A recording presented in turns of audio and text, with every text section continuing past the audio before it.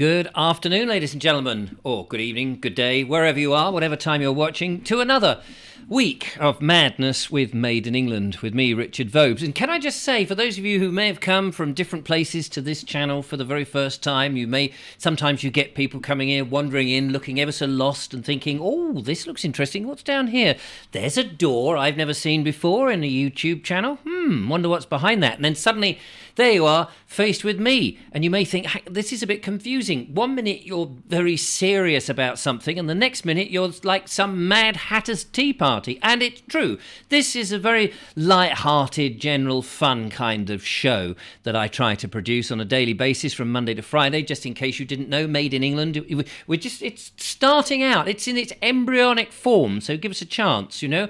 But at the weekend, sometimes I like to do a little bit of vlogging and bits and bobs, where I might have a moan about the state of affairs and what's going on in the world, and just maybe wake a few people up or wake myself up or who knows what. And then, you know, people can come and moan. And I did a lovely video over I say it's a lovely video if I say so myself. And thank you very much to everybody who's watched that. Of course, we do the English couple, and there's going to be a little teaser on that very shortly. But this is a light-hearted thing. It's about England. It's about Made in England. It's about things in England. This programme itself is Made in England, at the foot of the South Downs, at the edge of the English Channel. This is the programme we call Made in England.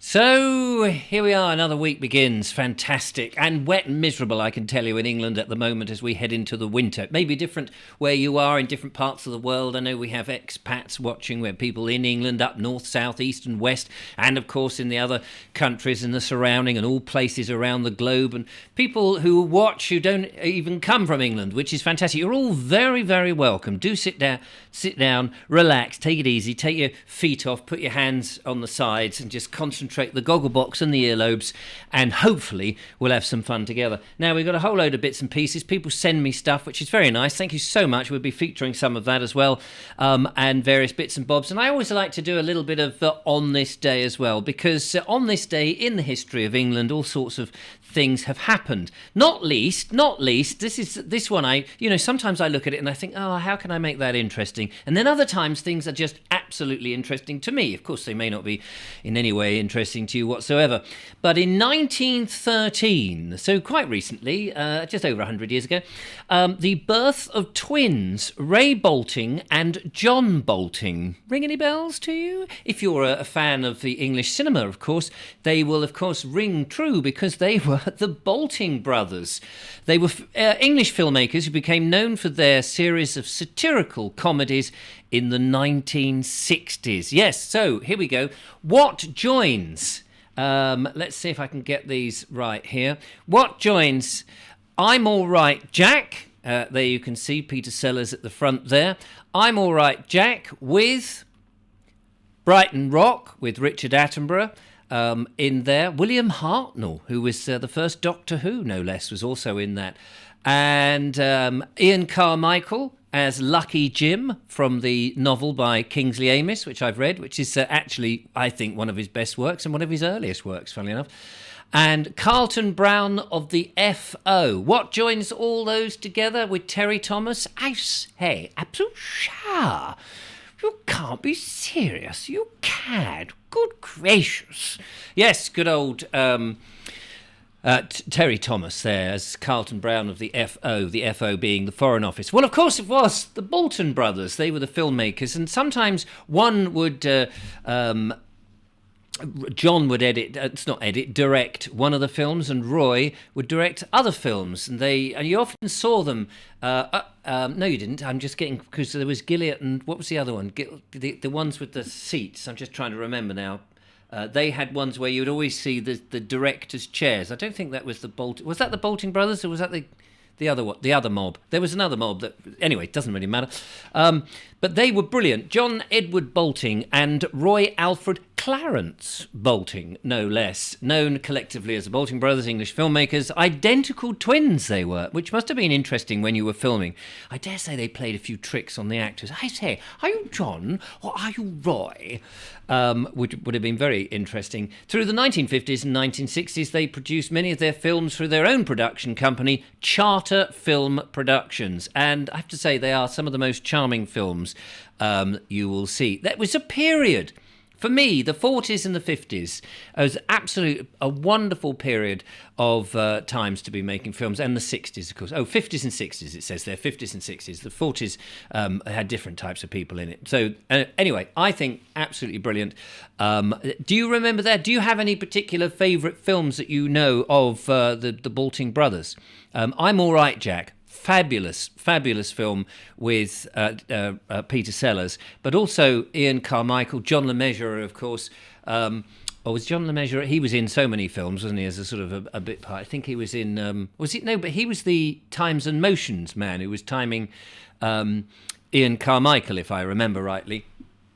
Ian Carmichael appeared in so many of the wonderful films, and of course he was in Lucky Jim. Oh, Lucky Jim, I envy him. That was a fantastic book by Kingsley Amis, all about university life and things like that. But I've read that; it was fantastic.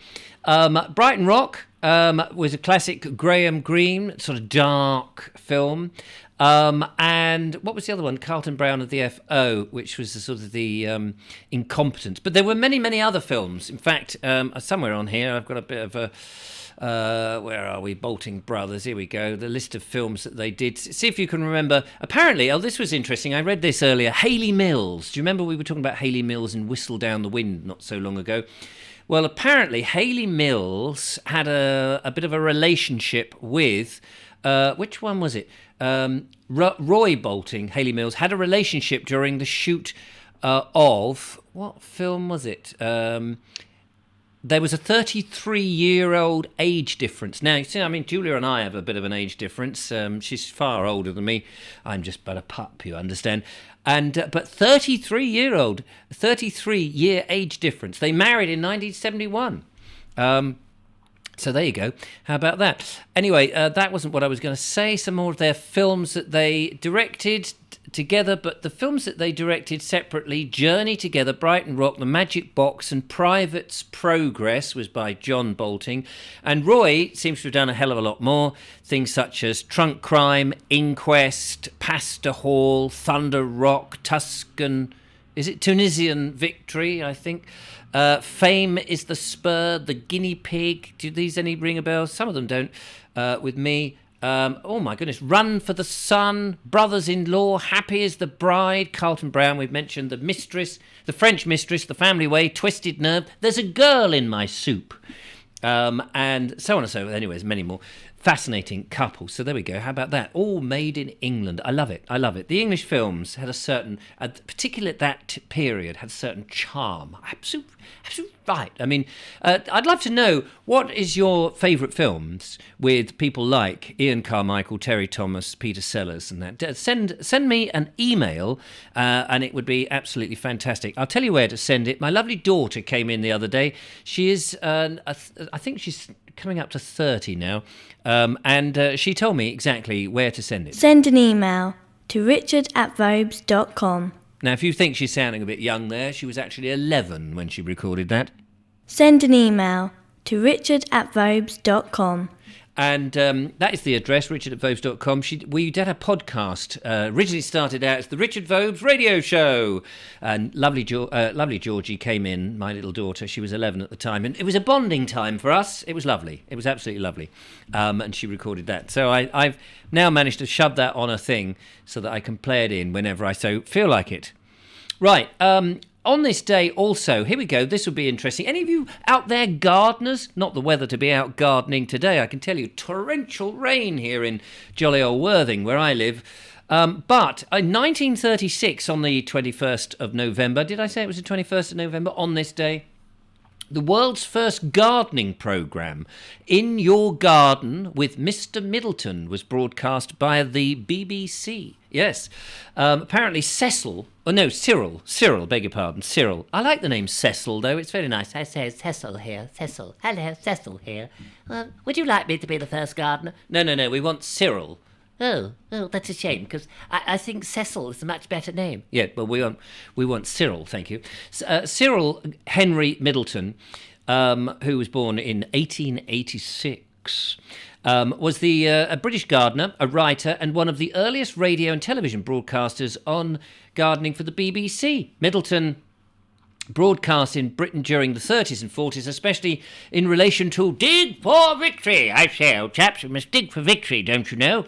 A campaign during the Second World War. Many of his wartime talks appeared also in print. He was widely known simply as Mr. Middleton. If you don't mind, call me Mr. Middleton.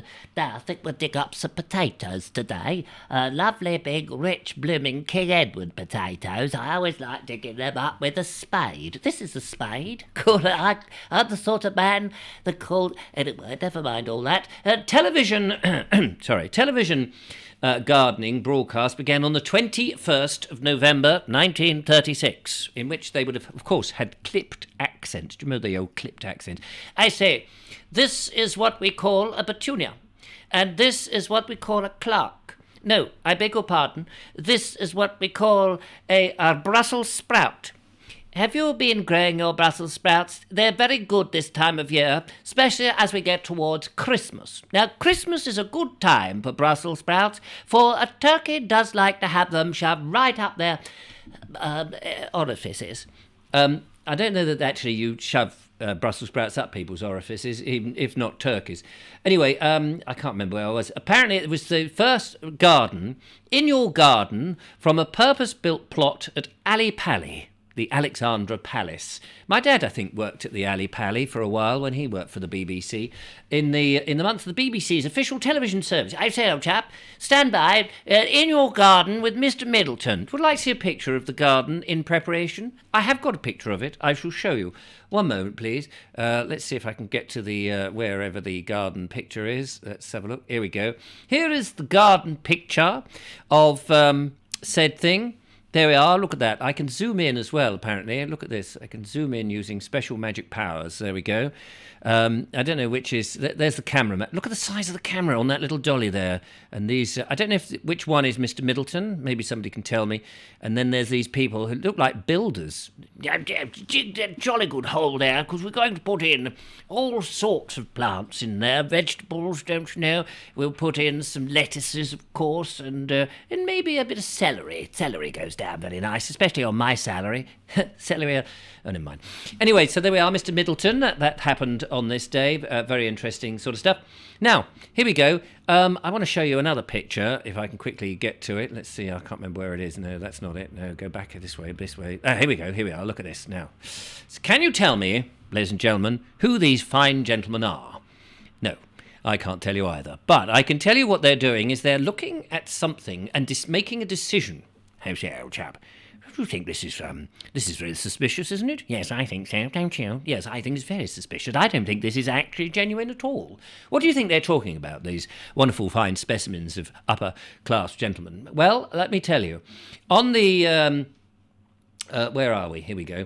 On the 1953, the British Natural History Museum announced to the world that... ladies and gentlemen, we would like to announce to the world that... the Piltdown Man skull, initially believed to be the most important fossilized skull ever found, is indeed a hoax. Yes, ladies and gentlemen, it is a hoax. That's right. Piltdown Man was dug up, apparently, and they thought it was a proof of early man, the missing link between the ape and the human. And they had it for some time.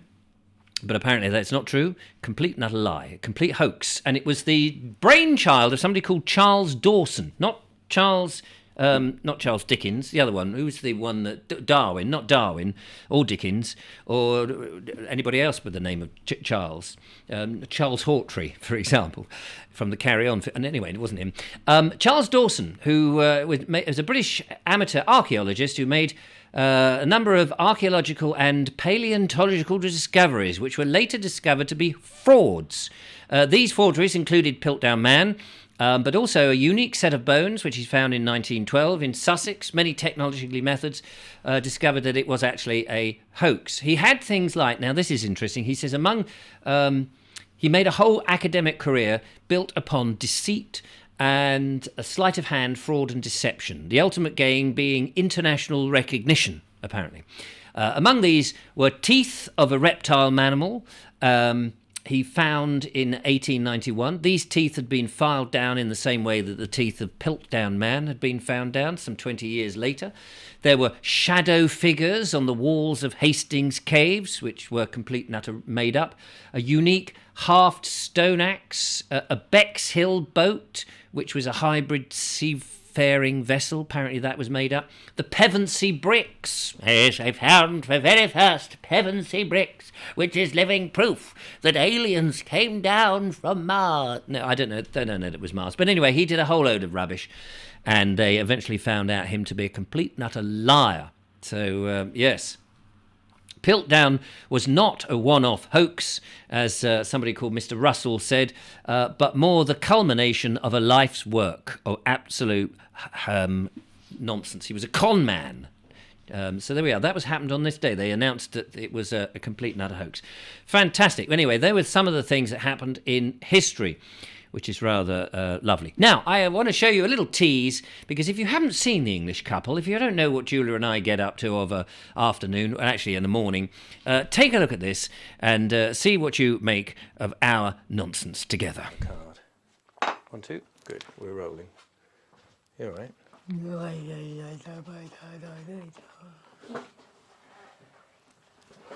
Right. Suppose I'm going to try and lift the this. start of the change for a woman. Oh, the very start. What do you change into a butterfly? Ah! I'm Painful? finding there's all sorts of... Ah! She'll have to stay like it. She's no longer the lovely Julia. Hey! Get it Oh, yeah. You do feel it, though, don't you? You do. That is like a layer of skin coming off. The one I did yesterday was a different make, so... Yeah. This is more torturous, isn't it? Yeah! Madness. Total and utter madness in The English Couple, which went out earlier today. Previous video to this, if you happen to be watching sequentially. Anyway, there we are. Just a bit of fun about what English couples get up to. As you know, Julia and I are an item. Oh, shock horror. Yes, I know. Dreadful. Right, so just looking at my bits and bobs here. Mick. I want to say a big thank you to Mick. Thank you so much, Mick. Thank you.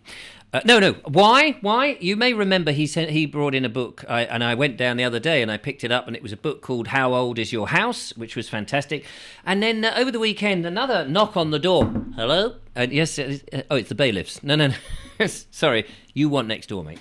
And Mick sent me this very lovely book. Look at this. This is beautiful. It's kind of... it's almost velvety. It's almost lovely velvety cover, and I want to show you what is in it. It's called The Railway Journeys of My Childhood. Now, if you're into chuffs, lovely old trains, this is by Brigadier John Favell or something.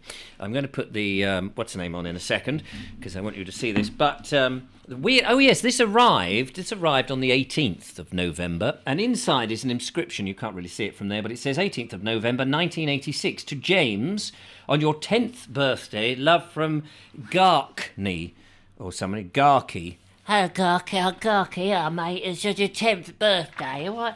But what it is, it's these beautiful Edwardian sketches and information. Hang on, I want to find you a good one. Of trains, beautiful, lovely trains, choop trains. And the great thing about this was that it's not aimed at children as such, I don't think.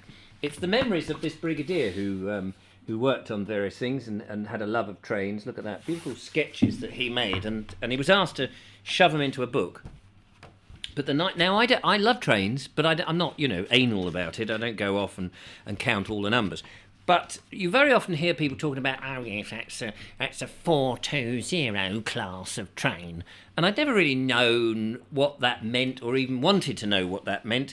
But now I do, because thanks to this book, I understand it's to do with the wheel arrangement. You've got small wheels and big wheels, and you always go at the start of the train. So if it's got two sets of two wheels, that means it's two. And I think, if I've got that right, or no, if there's two sets of two, that means there's four. And if there's only two wheels, like one each side, then that's a two, because there's two wheels. And then when you go to the big wheels, and again, if you've got one set of two, that's a two. And if you've got two sets of two, that makes four. Sounds more complicated. I'm putting it there, very complicated, but it's not complicated at all. Let me show you a picture on the webcam. If I can get the webcam. Why isn't the webcam working? Let's come over there and press that. There we go. Look at that. Lovely. Can you see that? I don't know. Yeah, it's lovely, beautiful. Thank you, Mick. Basically, thank you, Mick. And this is what I'm. Hang on a minute. I know you can't see anything, but it's. Oh, look at that! Look at that! Look! Can you see that? Beautiful, lovely sketches. But the thing I wanted to show you. Here we go. Look. Sorry about this. Bit of shaky camera work there. This is about the wheels. Those people who know about trains will be going, oh yeah, we know all about that. The arrangement. You can see. Look, small wheels. Bigger wheels, and there's always three, so it would go 2 2 2. That would be the front of the train, and then working back as far as I can see. Whereas if it's got big wheels, so there we are. Look, there's a demonstration. Small wheels at the front, so that looks like it's two sets of two, so that's a 4 4, and then 0. And if I've got that right, that should be a 4 4. Oh yeah, 4 4 0. See, now I know about trains, ladies and gentlemen. Phew, I know about trains. How do I turn that off? There we go. So thank you, Mick. That was very nice. And I enjoyed having a perusal over that, and I can read that at my leisure a little later on. We can get rid of that. Thank you. Marvellous. So thank you for that. There's more things to show you, ladies and gentlemen, on the show. It's a very exciting show. But first, a slurp of... delish. We've got... Oh, yes, we've got that to show you. I'm going to come to that.